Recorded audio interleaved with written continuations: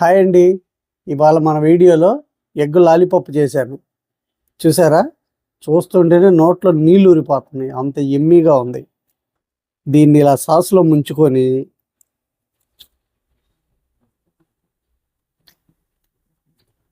అబ్బా, తింటుంటే మొత్తం తినేయాలనిపిస్తుంది. అంత టేస్టీగా ఉంది. పిల్లలైతే లొట్టలేసుకుంటూ తింటారండి. ఈ రెసిపీ నేను ఎలా చేశానో మీకు తెలియాలంటే ఈ వీడియోని స్కిప్ చేయకుండా చివరిదాకా చూడండి. అప్పుడే మీకు నేను చేసిన రెసిపీ అర్థమవుతుంది. ఈ వీడియో కనుక మీకు నచ్చినట్లయితే ఒక లైక్ చేయండి.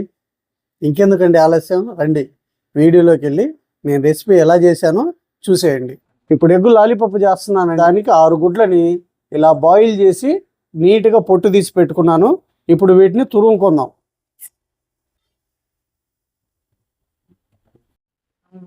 ఇప్పుడు ఇలా మెల్లిగా ఇలా తురుముకుంటే మన ఎగ్గు లాలీపాప్ అన్నది మంచి షేప్ వస్తుంది అన్నమాట. చూడటానికి లుక్ కూడా బాగుంటుంది.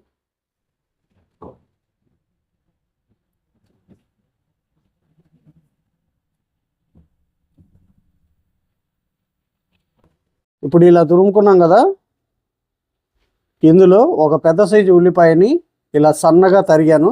ఈ ముక్కలు కూడా ఇందులో వేసుకుందాం.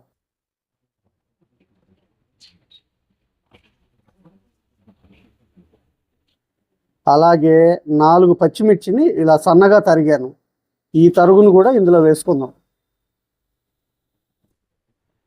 ఇప్పుడు ఇందులోనే ఒక 1/2 టీ స్పూను ధనియాల పొడి, ఇందులోనే 1/2 టీ స్పూను గరం మసాలా,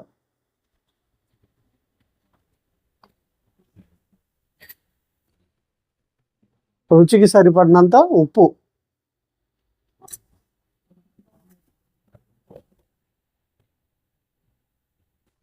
ఒక టేబుల్ స్పూను కారం,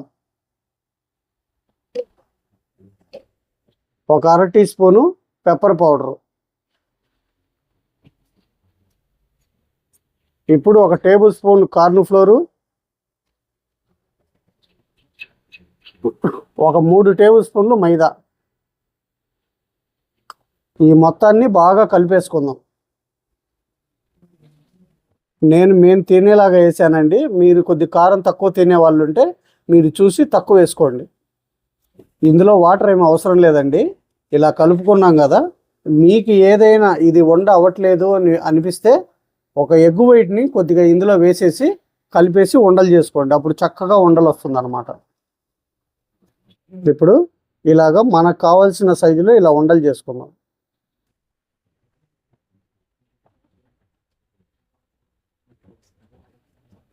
చూసారా? ఇలా అన్నీ ఇలా ఉండలు చేసేసుకుందాం.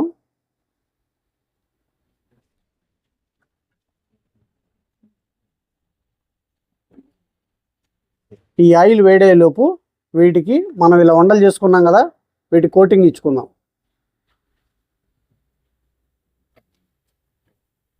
ఇప్పుడు ఒక కోడిగుడ్డు తీసుకున్నానండి కోటింగ్ ఇచ్చుకోవడానికి. ఇప్పుడు దీన్ని బాగా బీట్ చేసుకుందాం. ఎగ్గుని ఇలా బీట్ చేసుకున్నాం కదా, ఇప్పుడు ఈ ఉండని ఇందులో ముంచేద్దాం.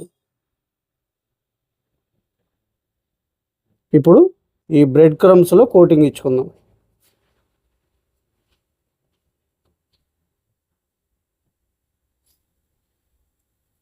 ఇలాగే అన్ని ఉండల్ని ఇలాగ ఎగ్గులో ముంచేసి తర్వాత ఇలా బ్రెడ్ క్రమ్స్లో ముంచి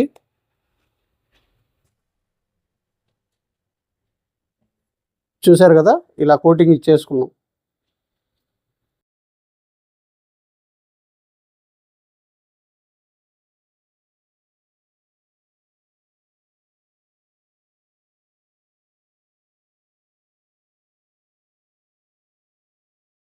ఆయిల్ వేడైందండి.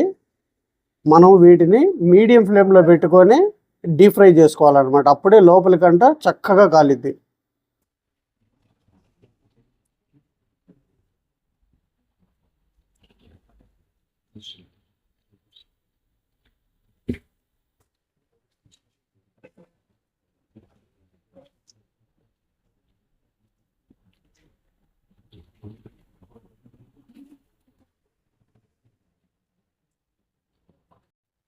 ఇలా వేసుకున్న తర్వాత ఒక 2 నిమిషాల పాటు కదల్చకుండా ఉండాలన్నమాట. కదిలిస్తే విడిపోతాయి.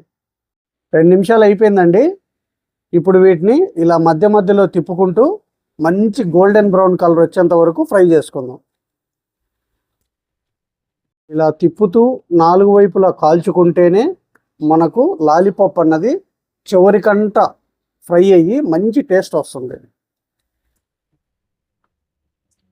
స్టవ్ని మీడియం ఫ్లేమ్లో పెట్టుకొని కాల్చుకుంటేనే మన లాలీపాప్లు చక్కగా ఫ్రై అవుతాయి అన్నమాట.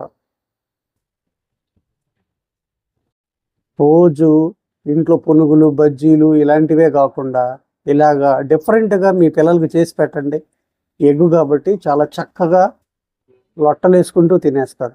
ఈవినింగ్ స్నాక్స్ అద్భుతంగా ఉంటాయి. పిల్లలే కాదు, మీరు కూడా అందరూ తినొచ్చు అనమాట. చాలా అంటే చాలా టేస్టీగా ఉంటుంది ఈ లాలీపాప్. చేయటం కూడా చాలా సులువు. 10 నిమిషాల్లో రెసిపీ రెడీ అయిపోతుంది. తినటానికి అద్భుతంగా ఉంటుంది. అప్పుడప్పుడు ఇలాగ డిఫరెంట్గా ట్రై చేస్తూ ఉండండి. పిల్లలు కూడా గోల్ చేయకుండా తింటారు. చూశారు కదండి, మన లాలీపాప్లు అయితే సూపర్ గోల్డెన్ బ్రౌన్ కలర్ వచ్చేసింది. ఇప్పుడు వీటిని పక్కన బౌల్లోకి తీసేసుకుందాం.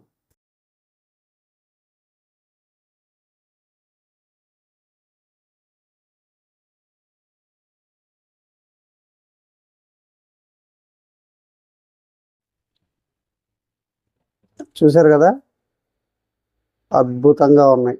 నోట్లో నీళ్ళు ఊరిపోతున్నాయి చూస్తుంటేనే. ఇప్పుడు ఇలా రెడీ చేసుకున్నాం కదా, వీటికి టూత్ పిక్స్ పెట్టేద్దాం.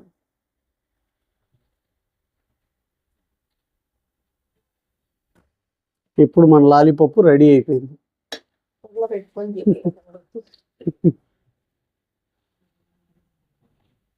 చూశారు కదా లాలీపాప్. అన్నిటికీ ఇలాగే ఈ టూత్ పిక్స్ని ఇలా గుచ్చేసుకున్నాం. అన్నిటికీ ఇలా స్టిక్స్ పెట్టుకున్నాం కదండి. ఇప్పుడు ఇలా సాస్ పెట్టుకొని, చూసారా లాలీపాప్లు నోట్లో నీళ్ళు ఊరిపోతున్నాయి. రండి తినేద్దాం.